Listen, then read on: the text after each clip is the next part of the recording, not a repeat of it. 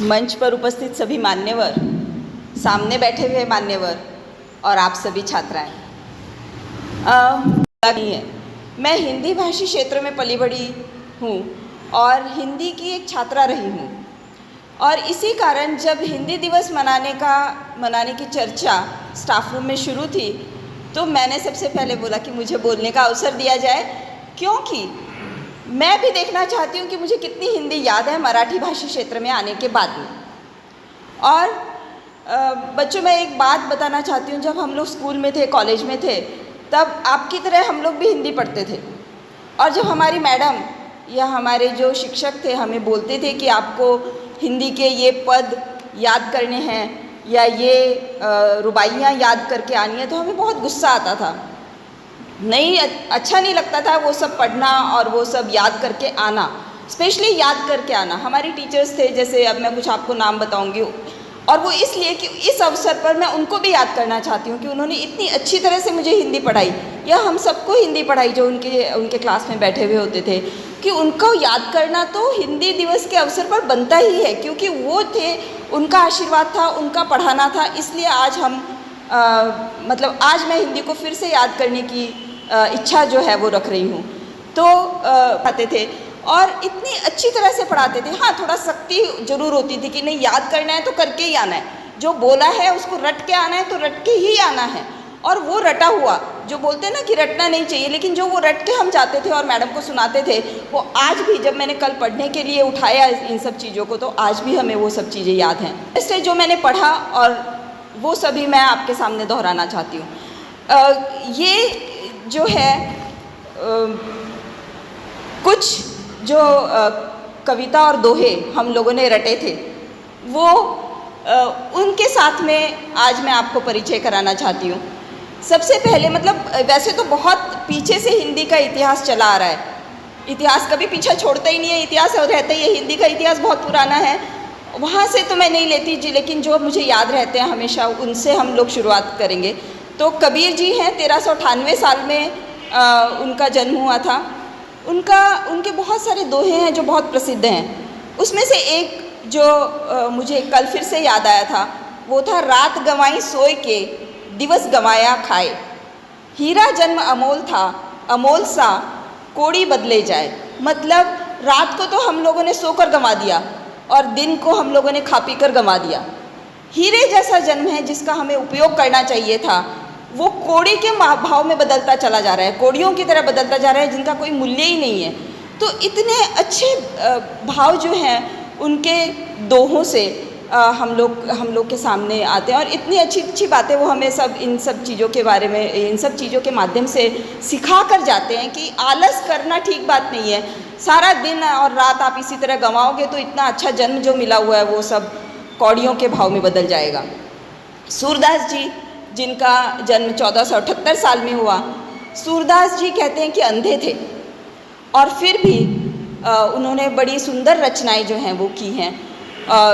ये कृष्ण के भक्त थे, और सूरदास जी के पद में एक पद जो है वो बहुत अच्छा है, वो है, मैया मोरी मैंने ही माखन खायो। क्योंकि वो कृष्ण के भक्त थे, तो कृष्ण के जन्म की बात कर रहे हैं। वो कहते हैं, मैया मोरी मैंने ही माखन खायो, ख्याल परे ये सखा सबे, मिली मेरे मुख लपटायो। मतलब ये थोड़ा मुश्किल सा लगता है सुनने में, लेकिन वो कहते हैं मेरी माँ, मतलब वो अपनी माँ से बोलते हैं कि मैया मैंने माखन नहीं खाया है।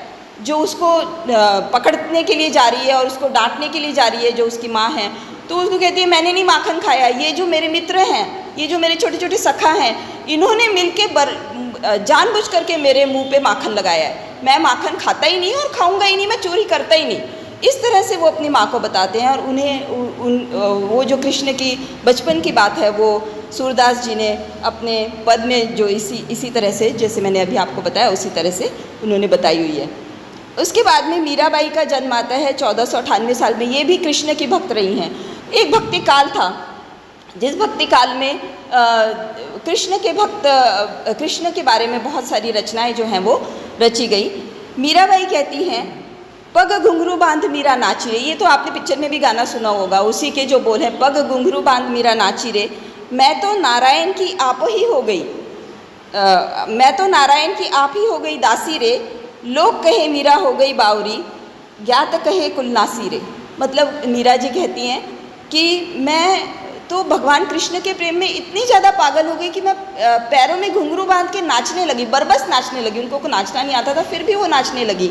और फिर वो कहती हैं कि सब लोग मुझे, मैं इस तरह से कृष्ण की भक्त हूँ कि सब लोग मुझे बावरी बुलाते हैं, पागल बुलाते हैं, लेकिन जो ज़्यादा ज्ञान रखने वाले हैं वो कहते हैं कि मैं कुल का नाश करने वाली हूँ। आपने अगर मीरा की कहानी पढ़ी होगी, मीराबाई की कहानी पढ़ी होगी, तो वो एक राजकुल में उनका विवाह हुआ था और वो सारे राजभोग छोड़कर वो कृष्ण की भक्ति में उन्होंने सन्यासी की तरह भटकना शुरू कर दिया था।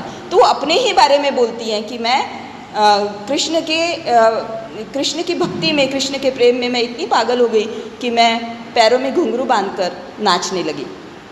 इसके बाद में तुलसीदास जी हैं, जिनका जन्म 1532 में हुआ था। तुलसीदास जी ने रामचरितमानस को फिर से लिखकर, मतलब रामायण को फिर से लिखकर उन्होंने रामचरितमानस के रूप में उन्होंने उस कथा को फिर से जिंदा करने का काम यहाँ पर किया हुआ है। पहले तो ये जो दो थे ये कृष्ण भक्त थे और तुलसीदास जी हैं जो वो राम के भक्त हैं। तुलसीदास जी एक बहुत अच्छी बात कहते हैं। वो कहते हैं, तुलसी मीठे बचन ते सुख उपजत चहु और, बसीकरण एक मंत्र है परिहारी बचन कठोर। इसका मतलब है कि तुलसी जो मीठे वचन, जो मीठा बोलता है ना, उसके वो वशीकरण मंत्र को जानता है। मीठा बोलने वाला व्यक्ति वशीकरण मंत्र को जानता है। आपको मालूम होगा वशीकरण मंत्र ऐसा होता है जो सबको वश में कर लेता है, सब उसी की बात मानते हैं। तो वो कहते हैं कि मीठा बोलने वाले को वशीकरण मंत्र मालूम होता है और इसीलिए मीठा बोलना चाहिए। और जो कठोर वचन हैं वो बहुत कड़वे लगते हैं, अच्छे नहीं लगते, तो उन कठोर वचनों को छोड़ देना चाहिए। ये सीख जो है हमें तुलसीदास जी अपने दोहों के माध्यम से देते हैं। हमें लगता है कि सारे हिंदी वाले ही यहाँ पर, लेकिन यहाँ पर एक और कवि हैं, वो हैं खाने खाना रहीम जी।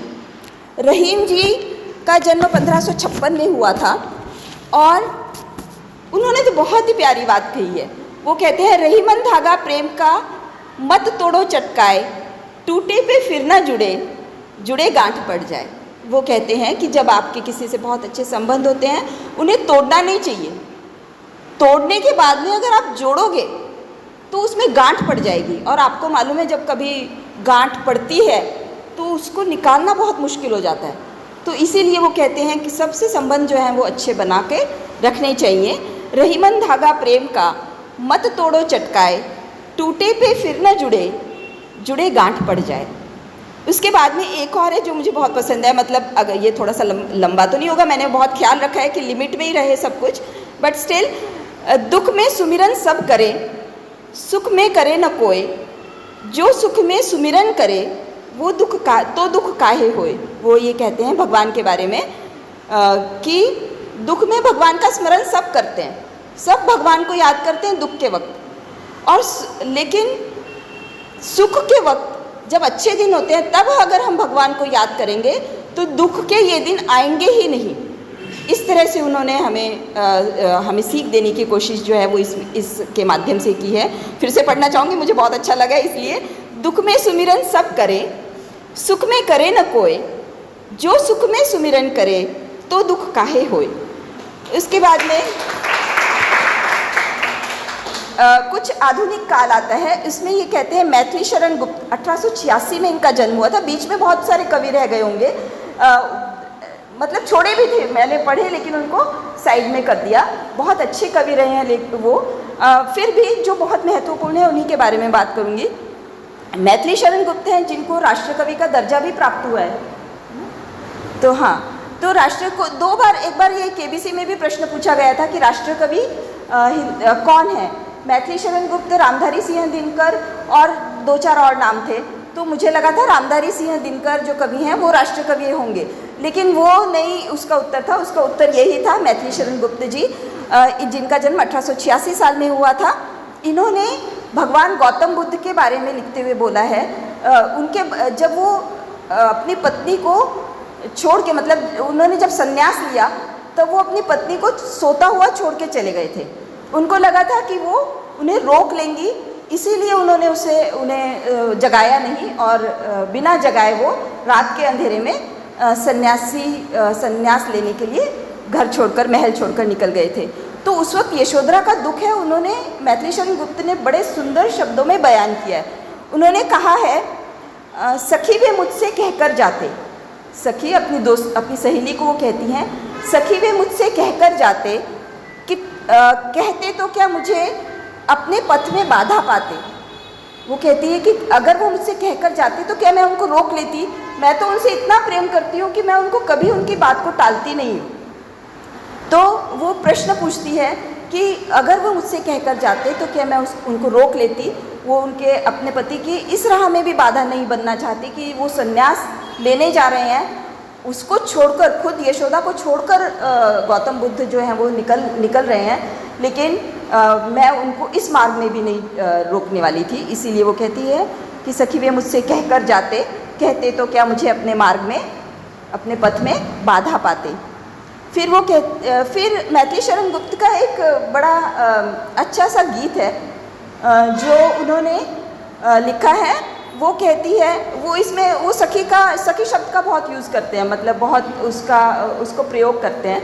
वो कहते हैं, सखी पतंग भी जलता है और दीपक भी जलता है, कितनी विवशता है दोनों और प्रेम पलता है।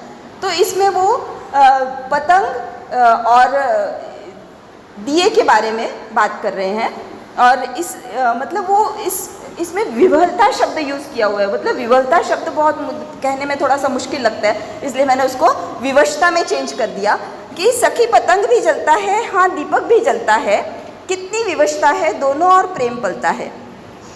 इसके बाद की जो कवि है वो है माखनलाल चतुर्वेदी। 1800 मतलब 89 जो होता है ना, वो लास्ट वाले जो शब्द होते हैं ना, क्या बोलते हैं, 1889 में इनका जन्म हुआ था। वो पुष्प की अभिलाषा, ये बहुत सुंदर कविता है, कभी आपको मौका मिले तो ज़रूर पढ़िएगा। उस वक्त का जो समय था ना, वो समय था जब हम अंग्रेज़ों के अधीन थे, हम गुलामी में अपना जीवन जो है वो जी रहे थे। तो उस वक्त स्वतंत्रता के लिए लड़ाई शुरू थी हमारी, इसलिए माखनलाल चतुर्वेदी पुष्प की अभिलाषा, मतलब जो फूल होता है ना, उसकी क्या इच्छा है उसके बारे में वो बता रहे हैं। तो वो कहते हैं, बहुत सुंदर कविता है, सुनो इसको ज़रा, कुछ ही लाइन है। चाहा नहीं मैं सुरबाला के गहनों में गूंदा जाऊं, चाहा नहीं देवों के सिर पर चढ़ भाग्य पर इठलाऊं, मुझे तोड़ लेना बनमाली, उस पथ पर देना तुम फेंक, मातृभूमि पर शीश चढ़ाने जिस पथ पर जाते वीर अनेक। इसका मतलब है वो पुष्प की अभिलाषा, जो पुष्प की इच्छा है, फूल की इच्छा है, वो ये कहता है कि मैं नहीं चाहता मैं किसी सुंदर स्त्री के बालों में गहना बनकर लग जाऊं।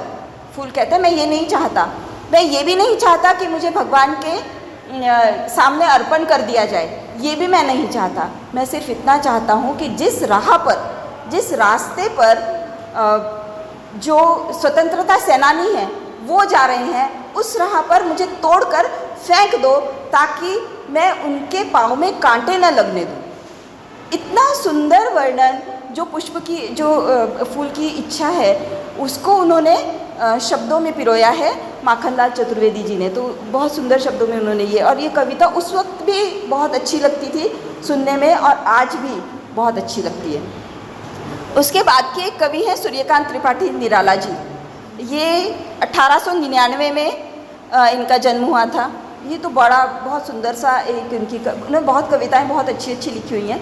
उसमें से एक कविता है, वो कविता है, वह तोड़ती पत्थर देखा मैंने उसे इलाहाबाद के पथ पर। 2 ही लाइनें हैं लेकिन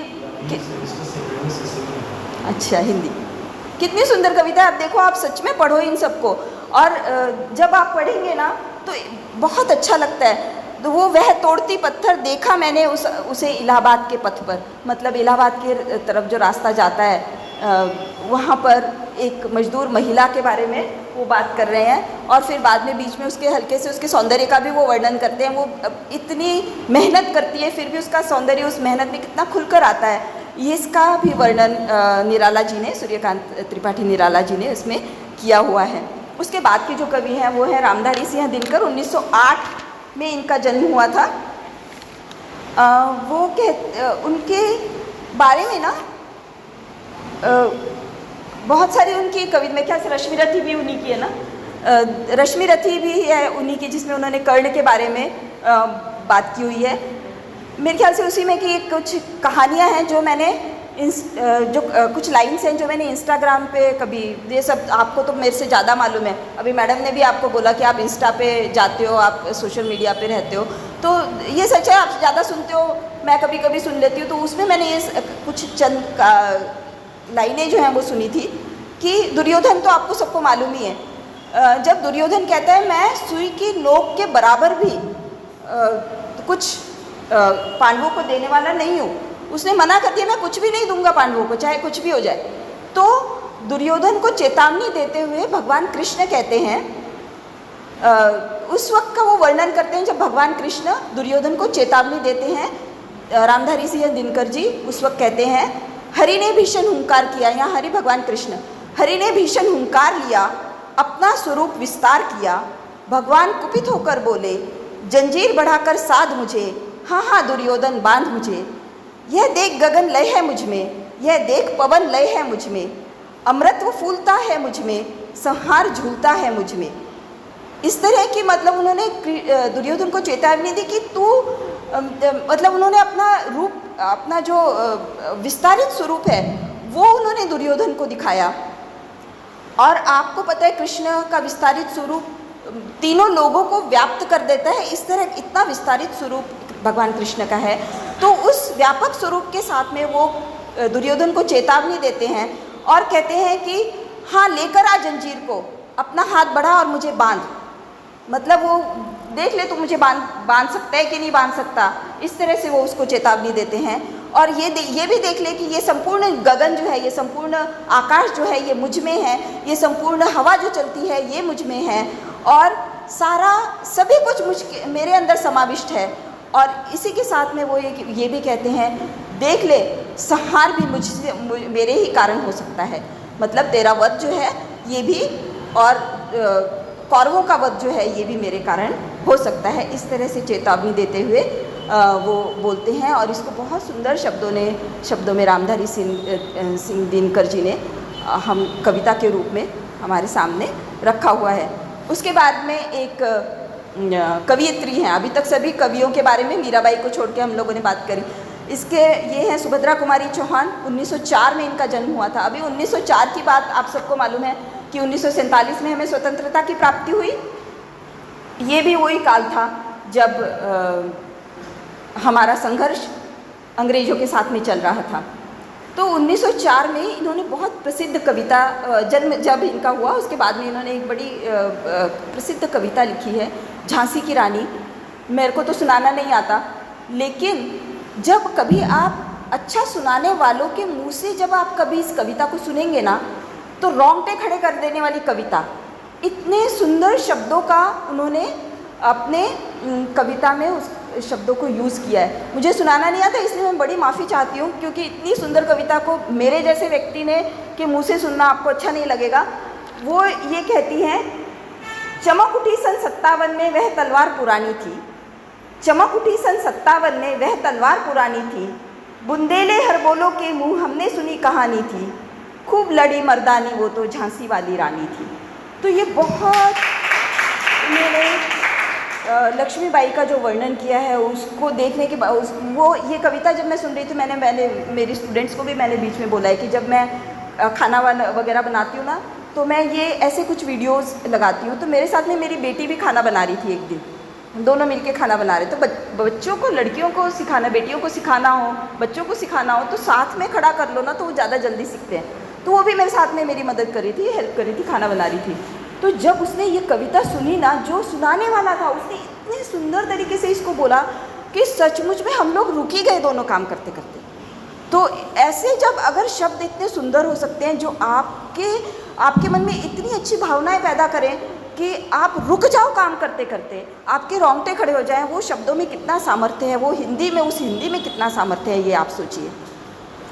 इसके बाद में एक और कवि हैं जो बहुत प्रसिद्ध हैं, वो हैं हरिवंश राय बच्चन जी, जिनकी मधुशाला, मेरे ख्याल से ये भी आप लोग हिंदी में पढ़ाने के लिए हैं। इन्होंने रुबाइयाँ लिखी हैं, सारोई जिसको बोलते हैं ना, 4-4 लाइनों की रुबाइयाँ करके इन्होंने मधुबाला लिखी हुई है।